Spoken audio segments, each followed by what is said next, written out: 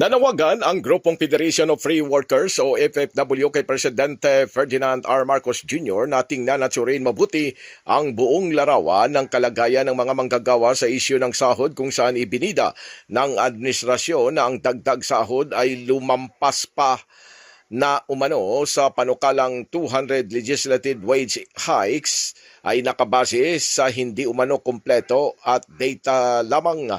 Ayon kay FFW President Attorney Sani Matula, kung pinayuhan anya ang Pangulo na ang mga manggagawa ay nakatanggap ng sobra sa 200 pesos na sa wage increase, napapanahon na umano na kailangan ni Pangulong Marcos na kompletong briefing mula sa kanyang economic managers o kaya mula sa mga labor union leaders kung saan hindi pinakinggan ang boses ng mga manggagawa sa loob ng 4 na taon sa kanyang administrasyon.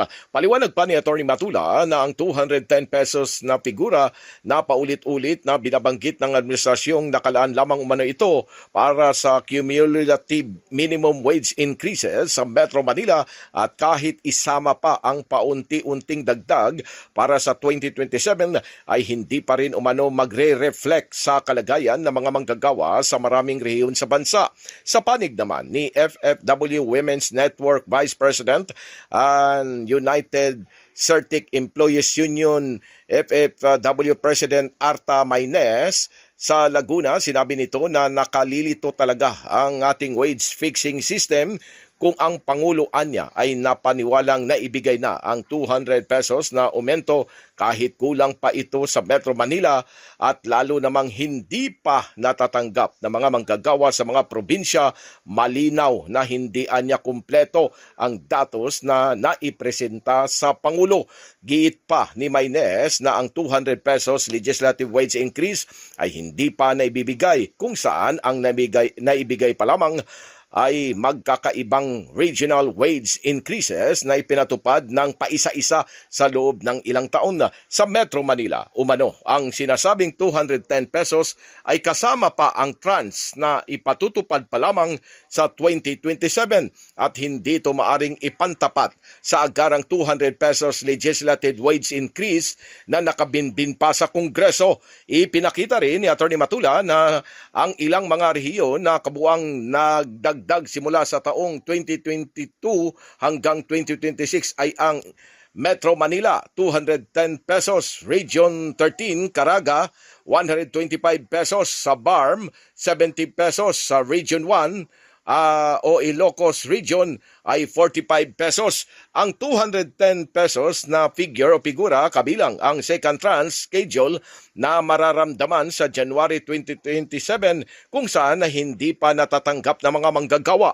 Paliwanag pa ni Atty. Matula na ang komparison ay isinalarawan lamang nito kung bakit hindi dapat gamitin ang Metro Manila bilang benchmark para sa buong bansa.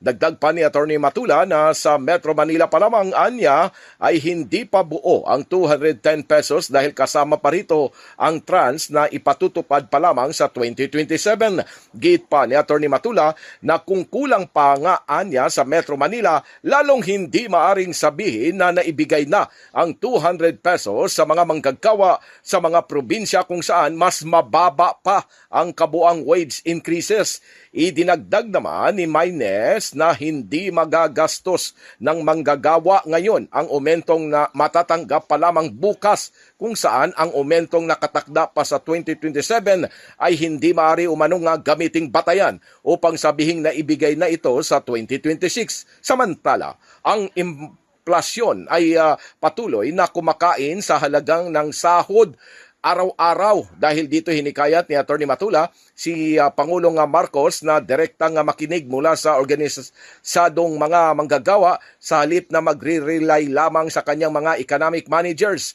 Binigyan din pa ni Atty. Matula na sa loob ng mahigit 4 na taong paulit-ulit na nanawagan ng mga FFW para sa tunay na social dialogue tungkol sa sahod, inflasyon at tumataas na gastusin sa pamumuhay. Panahonaan niya para pakinggan ng Pangulo ang mismong mga manggagawa at hindi kanilang mga union, hindi lamang mga economic managers. Sinabi pa ni Atty. Matula na kung hindi kumpleto ang impormasyong nakararating sa Malacanang, hindi rin magiging kumpleto ang mga pulisiyang ipinapatutupad. Ang pinakamahalagang sukatan niya ng ekonomiya ay hindi lamang GDP o inflation statistics, kundi kung sapat ba ang sahod ng manggagawa upang mabuhay ng may dignidad. Iginit naman ni Maynes na hindi sobraan niya ang hinihingi ng mga manggagawa, kundi ang hinihingi lamang nila ay sahod na kayang tumbasan ang tumataas sa presyo ng pagkain, pamasahe, kuryente, tubig at iba pang pangunahing pangangailangan. Ang 200 pesos na legislated wage increase anya ay agarang ayuda sa mga manggagawa matagal nang naghihigpit ng sinturon. Idinagdag pa ni Atty. Matula na panahon ng repasuhin ang ating wage fixing system at dapat itong maging simple, malinaw, patas at madaling maunawaan. Hindi dapat nalilito maging ang Pangulo sa paniniwalang na ibigay na ang 200 pesos na aumento gayong kulang pa ito sa Metro Manila at lalo namang hindi pa ito natatanggap ng milyon-milyong manggagawa sa mga probinsya. Diin pa ni Atty. Matula na ang pinakamainam na paraan upang malaman ang tunay na kalagayan ng manggagawa ay makinig mismo sa kanilang tinig. Pilipinas, mula sa Quezon City, Silvestre Rambulabay, Radyo Kayumanggi.